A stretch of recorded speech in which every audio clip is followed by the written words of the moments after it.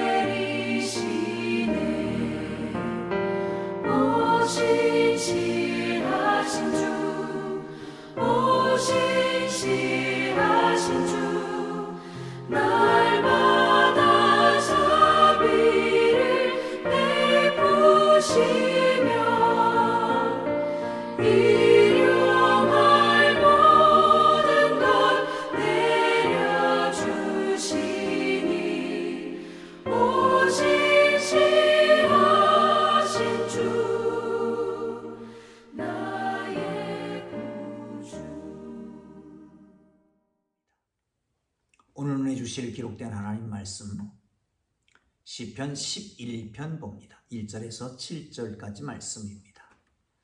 시편 11편 1절에서 7절까지 말씀 다 찾으셨으면 우리 함께 읽도록 하겠습니다.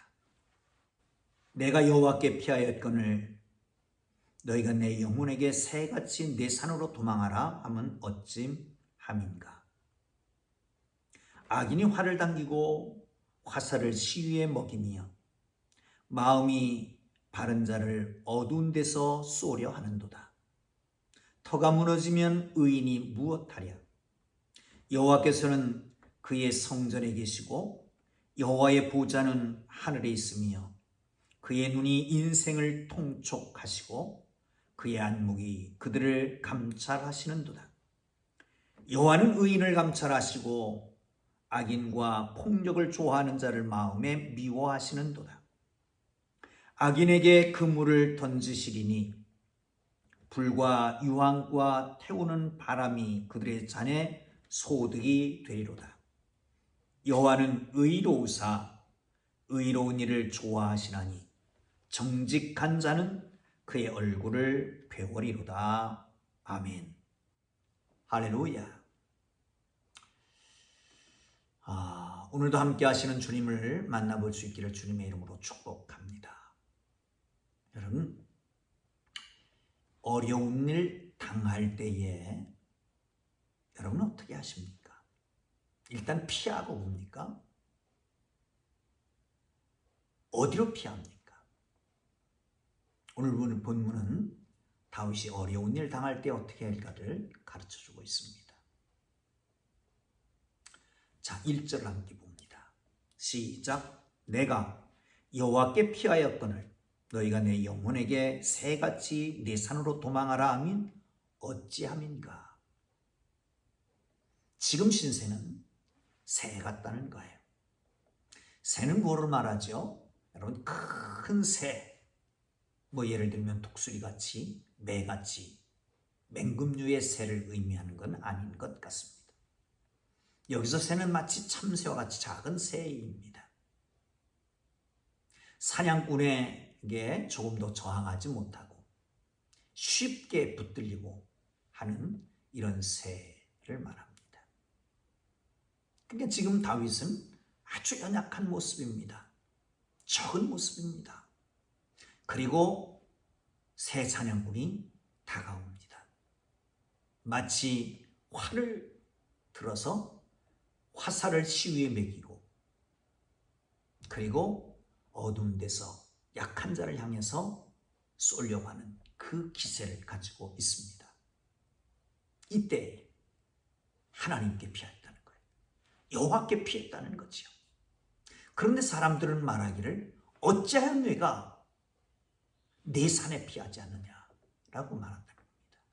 여러분, 우리가 종종 기억해야 될 것은 사람의 말에 귀를 기울이지 말고 하나님의 말씀에 귀를 기울여야 합니다. 잘했습니다. 하나님께 피한 건, 여호와께 피한 것은 잘한 거잖아요.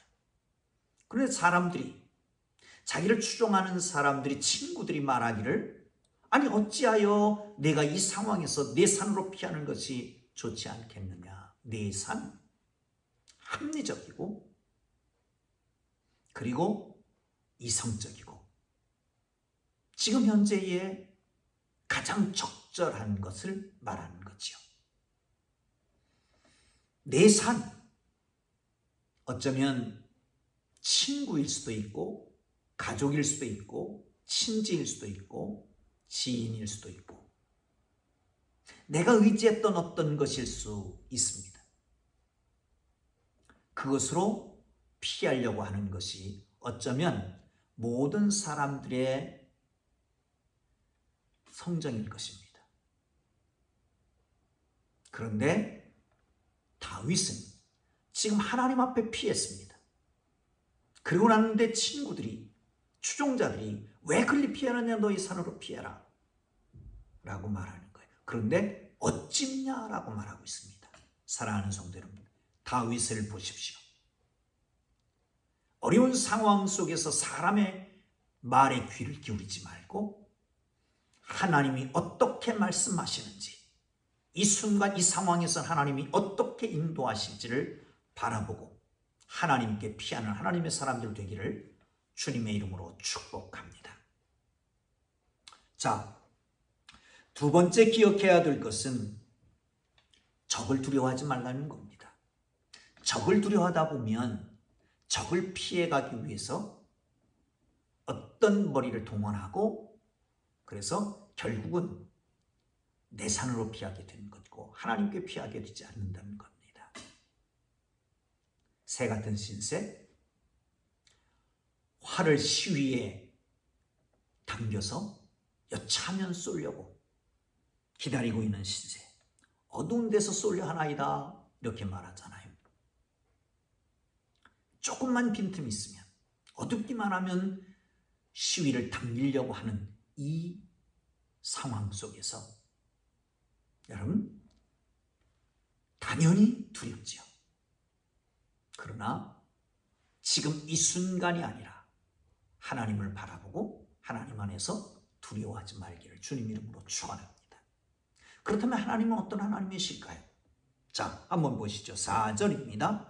함께 보겠습니다. 시작. 여호와께서는 그의 성전에 계시고 여호와의 보좌는 하늘에 있으며 그의 눈이 인생을 통촉하시고 그의 안목이 그를 감찰하시는도다. 하나님 어디 계시다고요? 하나님은 성전에 계시다고요.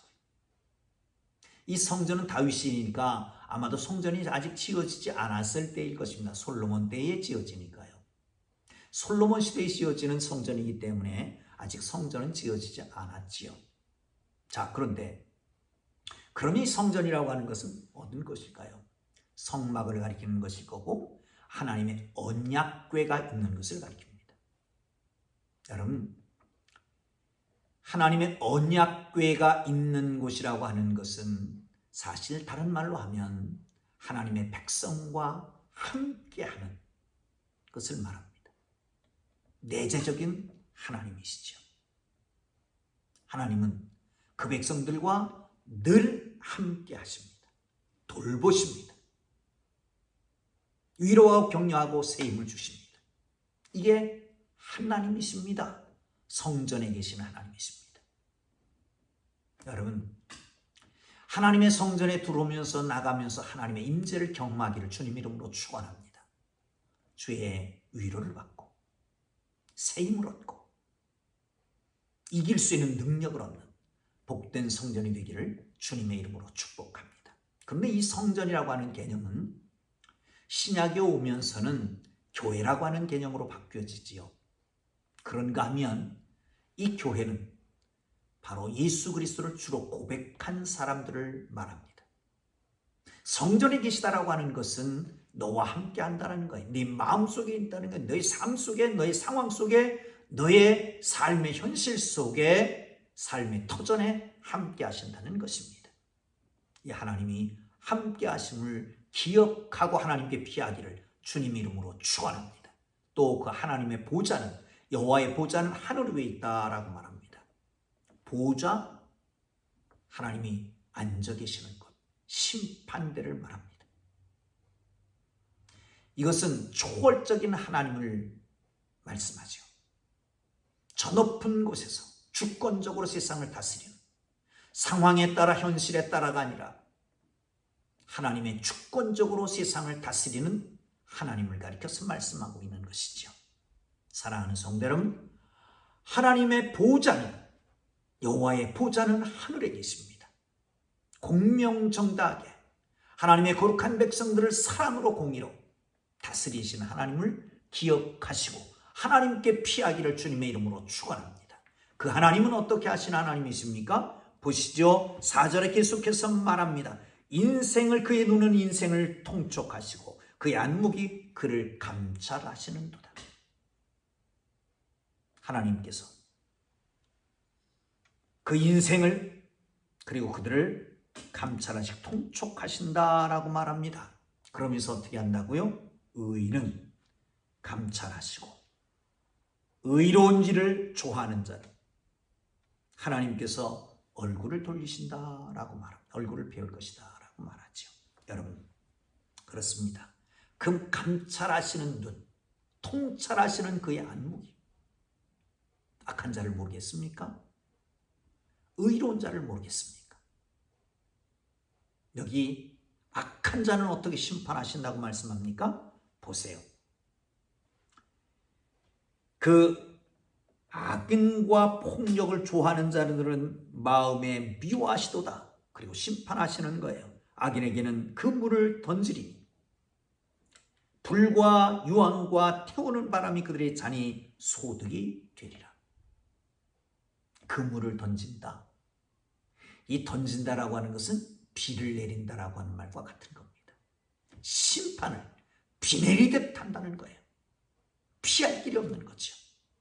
피할 수 없는 심판을 내려서 어떻게 한다고요? 불과 유황으로 마치 소돔 고모라 성을 멸했던 그와 같은 징계로 나아가서 태우는 바람으로 동남쪽에 있는 사막에서 불어오는 뜨거운 바람이